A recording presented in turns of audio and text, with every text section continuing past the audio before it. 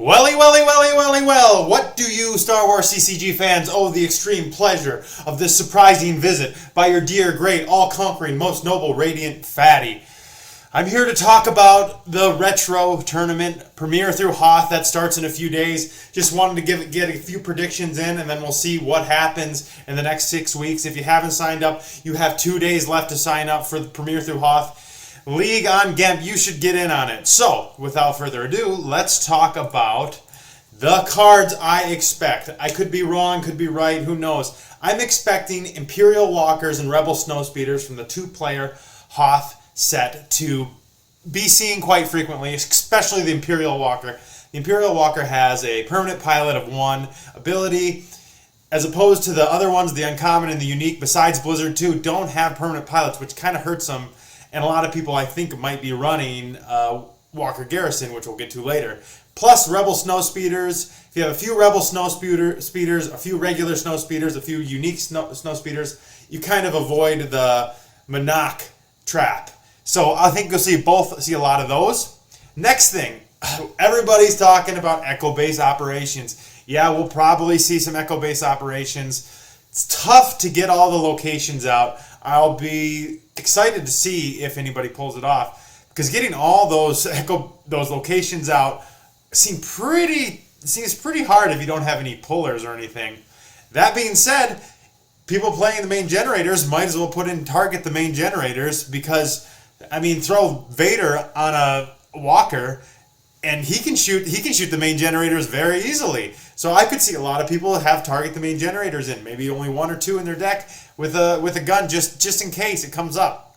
Next thing, Baka Tank. I think we're going to see a lot of this card. Yes, it can be altered, but I think we'll see a little easing of the Sense and Alters this time, although they'll still be pretty prevalent, I believe. But Baka Tank, if you can win the Sense Alter war, man, those high forfeit rebels like Wedge and Zev and all these characters, and Luke Skywalker with the forfeit 7, just in the Baka Tank, just coming over and over and over. It's like almost like another Mantilian Savret, but you can even use it when you win the battle. I think the Luke Skywalker, Commander Luke, won't be used that much, to be honest. 2-1B, I think we'll see a few times.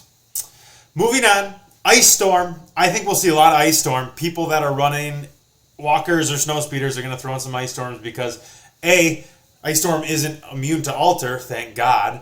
And B, if your Vader or Obi or Luke goes missing, that's almost worse than you losing your Vader or Luke. Because once they're missing, you got to form a party and catch them again, and who knows, the Ice Storm might be back. So if you're not running your combat vehicles, you definitely could be in trouble with some Ice Storm. Next thing, Imperial locations. They get a lot of great locations. Hoth 3rd marker, probably one of the best locations in the game, including all sets all the way up to Death Star 2 and beyond. Adds 1 to each weapon destiny, Force Train +1, just insane. Wampa Cave, marker 7, great location, especially if you're not running Ice Storm. You can throw your guys and hide from the Ice Storm in the Wampa Cave. And 5th marker, great starting location, especially if you're running Walker Garrison. 5th marker, great location. Actually, 6th marker is pretty good too, with the deploy -1. Next, I think we'll see a little R3PO action, because if you get R3PO down and they're playing their beloved U3PO, damn, that can win you the game right there. 4 force every turn. R3PO, I think we'll see him. He's looking good. Next, Walker Garrison. I think we're going to see a lot more than this, than even Echo Base operations. It's a lost interrupt. Sure, you got to lose it, but if you get your 3 Walkers down, that's like a Force Drain for 6, 7. Even on sites they don't even have presence on. I think we'll see some Walker Garrison decks, and I could see it being abused. Yes, it gets hurt by Sense, and yes, it gets hurt by Grapple. Not Grapple. They'll be held to pay, but not that much. I don't think so. Anakin's lightsaber. Next one.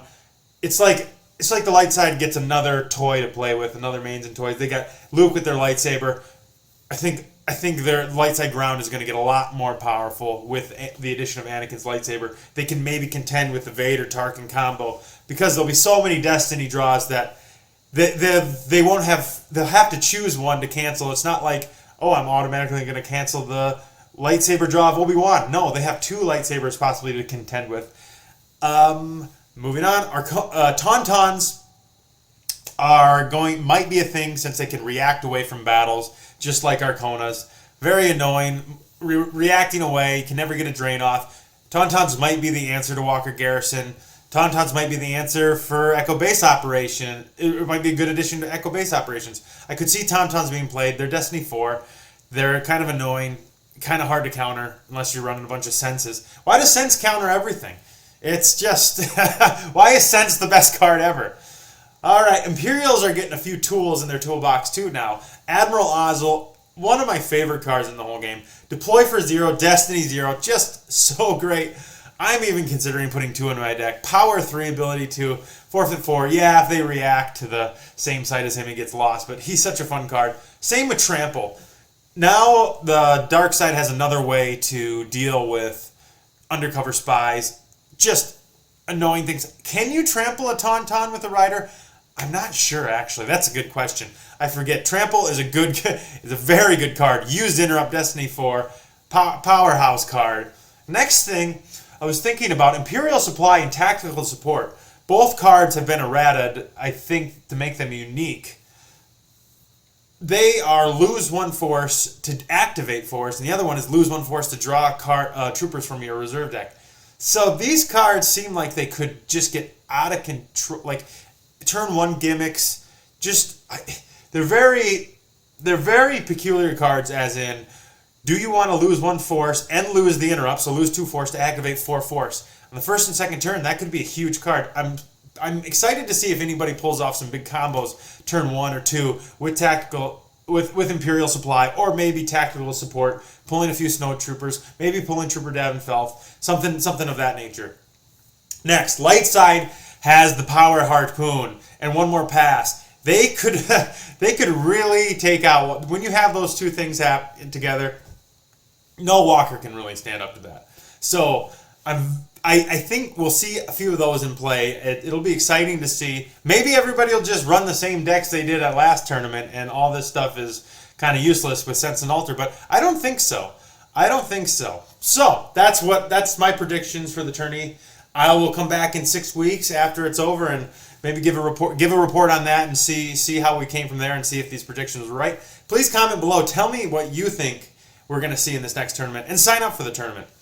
So I made a video yesterday where Andy Talaga said, hey, he commented and said, hey, give me a nickname. So we're both Star Wars CCG collectors, sir. You're a great one. I, of course, a smaller collector. You probably have the biggest collection of Star Wars CCG cards and memorabilia I've ever seen anybody have, which is amazing. So we got to combine two things, the Executor and the Collector. So I was thinking the Collecticutor. That's your new nickname. You gave me carte blanche to do whatever I want, and you are the Collecticutor. Thanks, guys, and talk to you soon. Collecticutor.